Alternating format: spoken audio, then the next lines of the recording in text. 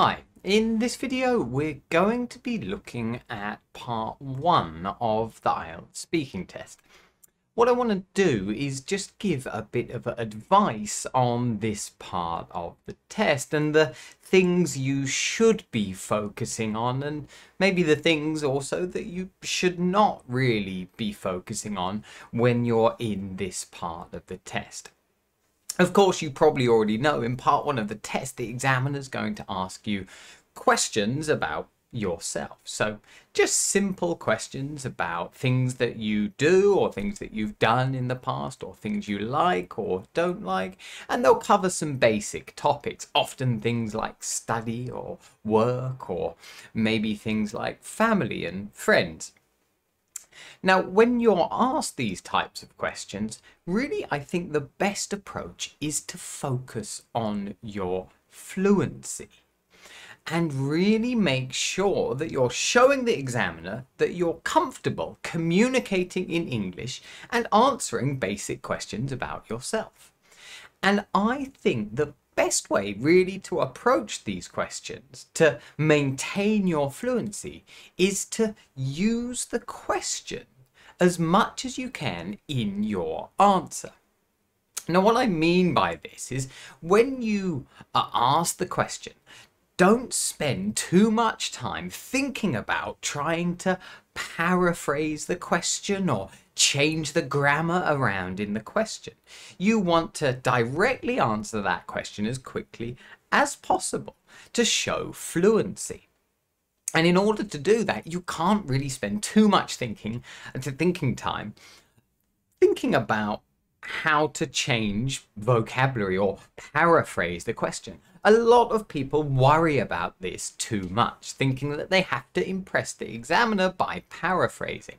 I think there's parts that come later in the test where you can really show off this skill much more easily than you can in part 1. Part 1 really focus on giving nice, clear and quick answers by using the question. And by that I mean using vocabulary from the question, but also using grammar from the question, copying parts of the question. Of course, there will still be things that you have to add and change grammatically with the sentence, with the question, in order to make a correct sentence in the answer. But as much as you can, you want to stick to that question. Again, this also helps you focus your question and not kind of go off topic too much, making sure that you really understand the question. So if I give a couple of examples of this with just 2 part 1 questions where you'll see in the answer, it will be at least using the vocabulary from the question or just maybe using the grammar from the question. But hopefully this will just illustrate my point and you can think about how you're answering questions when you're practicing for part 1 of the IELTS speaking test. So the first question I want to look at is this one. What's the best thing about your job? Now, quite a simple question, common for this type of question to come up in the IELTS speaking test in part 1. Just a simple question about your work.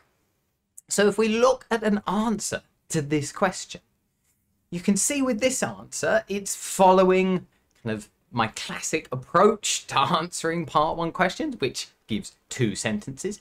But you can see in that first sentence, the direct answer, it says, the best thing about my job is that I can make a difference in people's lives. Now, you can see the beginning of that question. We're copying a phrase from the question in that answer. The best thing about my job is. Now, that's just taken directly from the question in order for us to give a nice quick answer. We don't have to think too much about the way we're answering the question because we're just using it. We're copying it in the answer. And then, of course, we say what is the best thing and we describe that a little. So we're adding something extra. Is that I can make a difference in people's lives. And of course, we're copying the grammar. The question is in present simple. The answer is in present simple. Then we go on to have a second sentence. Now, this is where we add a bit extra. It's always good to do this in part 1 as well. It's a brilliant feeling to see a student pass an exam after they've worked hard. So I just explain a bit how it makes a difference in people's lives. And you can see here, for the first part of that sentence at least, we're copying the grammar again, using the present simple. Okay, in the second part of that sentence, we have used the present perfect with they've worked hard. But in general here, we're using the question as much as we can in our answer. Again, this is maintaining your fluency, helping you to give a nice, quick and clear answer, and also making sure you focus entirely just on the question and you don't go off topic. If I show you just one more question, kind of demonstrating this a bit more, another question we've got here is, what sports or physical activities do you regularly do? Now, of course, again, another simple, classic kind of part one style question here, asking you about your hobbies, sports that you do often. Now, if we look at an answer here, again, a two-sentence answer, we've got, I tried to find time to play a bit of tennis and go swimming. So you see here, vocabulary-wise, there's not too much actually from the question, but we give a nice, clear, direct answer straight away in the same tense. We stick to the present simple. We've been a bit more specific with our answer here. Instead of saying the physical activities we regularly do, we've said, well, we find time to play a bit of tennis and go swimming. So we've been specific with two activities there. And then, of course, we move on and we've got a second sentence just explaining that a bit more. But I can't say I do it regularly, probably once a week. So you can see in that second sentence, we have used words from the question there still. I can't say I do it regularly. Well, to do and regularly, those are two words that we've got in that question. And of course, we're sticking to the same grammar, the present simple. And we've added on a little bit extra to kind of describe exactly what regularly means to us. And we've said probably once a week. Well, we've said what regularly isn't actually, because we've said, well, I can't say I do it regularly, probably just once a week. So there we go. Really, that's showing you that we can use the question, and we should use the question in part one in our answers.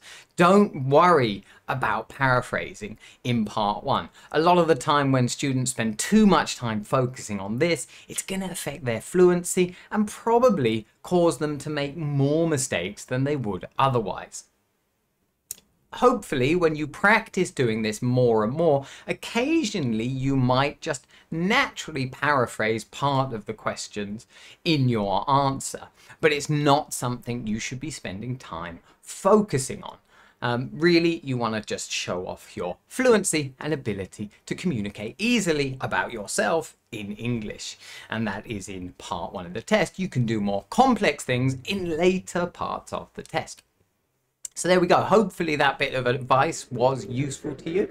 If it was, then do remember to click the like button. And if you haven't already, subscribe to the channel so you don't miss out on any similar videos in the future. Thanks for watching, guys, and see you again in the next video.